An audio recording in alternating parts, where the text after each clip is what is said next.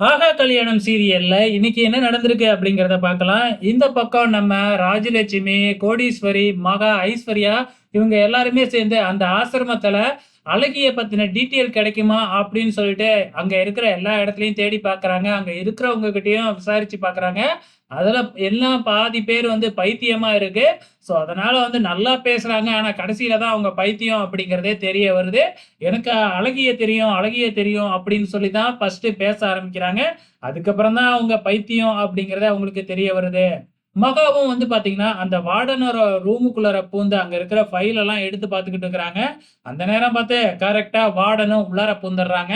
"என்ன மேடம் இப்படி வந்து யாரையும் கேட்காம, முன்னறிவிப்பே இல்லாம என் ரூமுக்குள்ள வந்து இப்படி ஃபைல் எல்லாம் எடுத்து வச்சு பார்த்துக்கிட்டு இருக்கீங்க. யார் நீங்க?"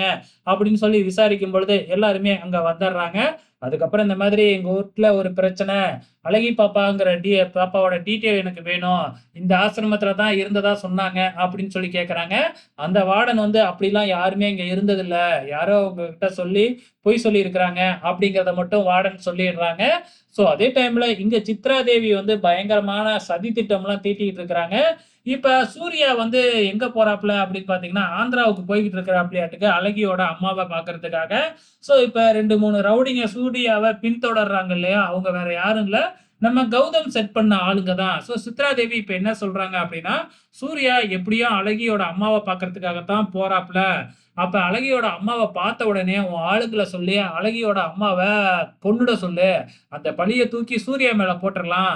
அதுக்கப்புறம் இந்த கம்பெனிக்கு நிரந்தர எம்டியே நீ தான் அப்படிங்கிற மாதிரி திட்டத்த தீட்டுறாங்க. ஸோ என்ன நடக்க போகுது அப்படிங்கிறத வெயிட் பண்ணி பார்க்கலாம்.